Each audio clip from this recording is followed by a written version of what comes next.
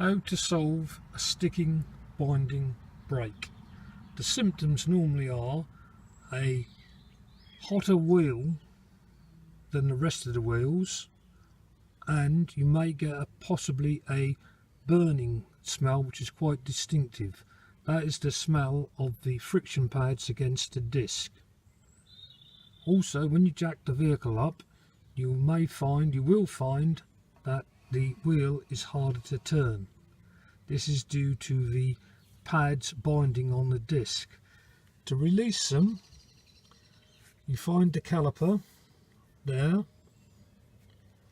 and with a hammer or an object, give it a tap, and also a good spray with a brake cleaner. This is the Halfords version and it costs about £5. If you give that a liberal spraying,